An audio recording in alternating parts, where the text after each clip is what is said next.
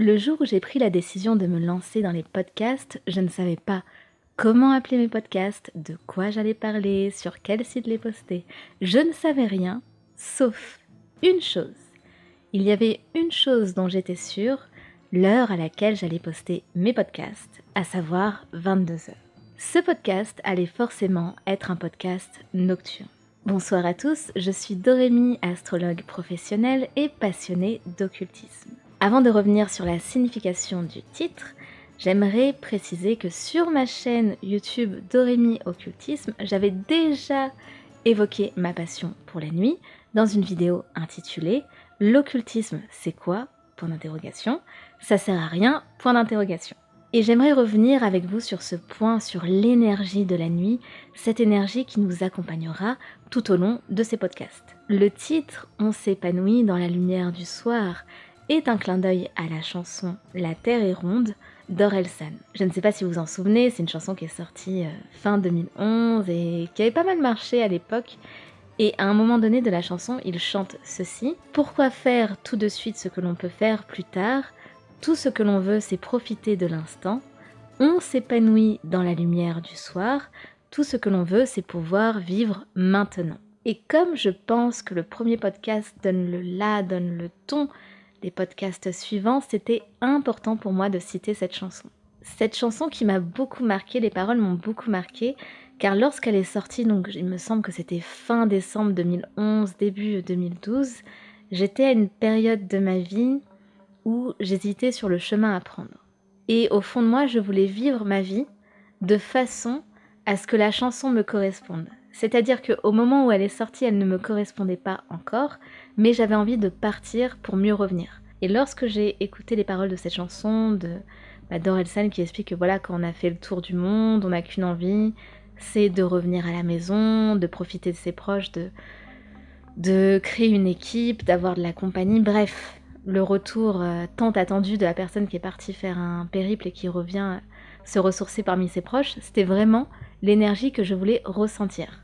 Et donc en 2012, j'étais en plein dans mes études de droit qui étaient assez décevantes. C'était des études qui n'étaient pas aussi intéressantes que je l'avais imaginé, parce que j'étais en quête de justice, mais plus de justice dans un sens spirituel, philosophique. Donc je trouvais que mes cours manquaient de profondeur. Voilà, j'avais l'impression d'être un robot qui apprenait et recrachait des lois par cœur. Et j'avais aussi fait des stages qui ne s'étaient pas très bien passés, donc je reviendrai sur mon expérience dans d'autres podcasts. Je pense qu'on aura largement le temps de revenir sur ces points-là. Mais je réfléchissais de plus en plus à l'idée de partir, qui était tout cela, et il y avait cette chanson qui commençait à passer en boucle encore et encore. Et progressivement, ça a créé un déclic.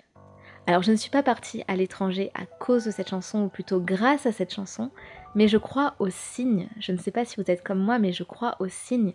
Et pour moi, cette chanson fait partie des signes, fait partie des éléments déclencheurs, de ce qui a créé un changement profond dans ma vie. Il faut savoir que de 2012 à 2019 à peu près, j'ai énormément voyagé.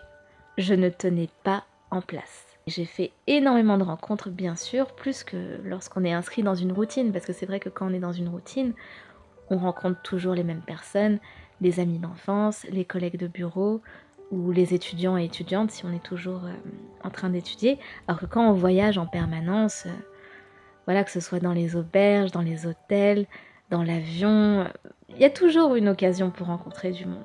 Parmi toutes les rencontres que j'ai faites, et on en vient au cœur du sujet, les rencontres qui m'ont le plus marqué, ce sont des personnes avec qui j'ai partagé un, entre guillemets, moment nocturne. C'est-à-dire soit des personnes que j'ai rencontrées en soirée, ou avec qui j'ai discuté toute la nuit, donc on a refait le monde, avec qui j'ai galéré la nuit.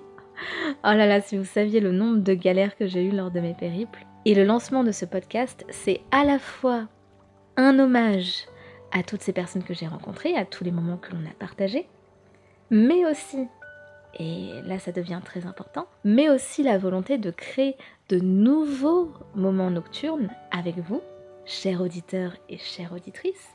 Pour l'instant, je démarre doucement, partageant à la fois des anecdotes personnelles, mais également des réflexions sur les grands sujets, les grandes problématiques de la vie, à savoir le travail, le bonheur, la liberté, l'amour, la mort, l'amitié, etc.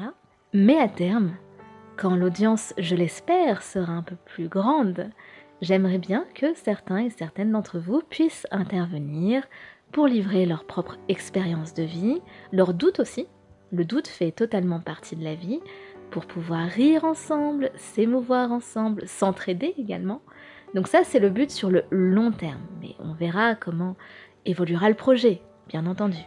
Aussi, ne soyez pas étonnés si vous voyez que je parle souvent d'occultisme, donc à savoir astrologie, magie, alchimie et autres, car comme je l'ai dit, je suis astrologue. Les abonnés de ma chaîne YouTube Doremi Occultisme le savent déjà, et l'occultisme fait partie intégrante de ma vie et de ma vision du monde.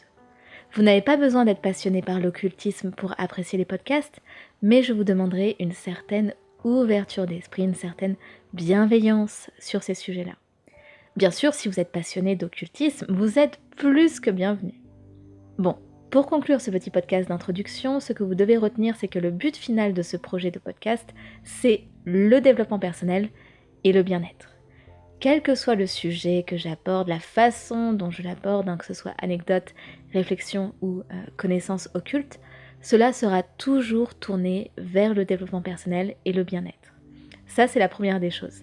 La deuxième chose, c'est que je posterai mon podcast tous les soirs, du lundi au vendredi, à 22h.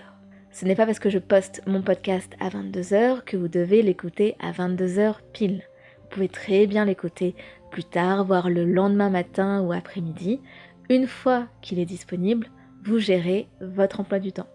Mais c'est surtout une heure symbolique pour moi, car j'avais vraiment envie de me mettre en condition de me mettre dans cette énergie nocturne, dans cette lumière du soir. Je me suis beaucoup épanouie dans la lumière du soir, c'est une aura tellement particulière, très mystérieuse et en même temps tellement sincère, car dans la nuit il y a ce calme, cette sérénité qui, je pense, encourage les gens à se montrer tels qu'ils sont réellement et à faire tomber leur masque social. Donc rendez-vous à partir du lundi 12 septembre pour un podcast tous les jours de la semaine à 22h.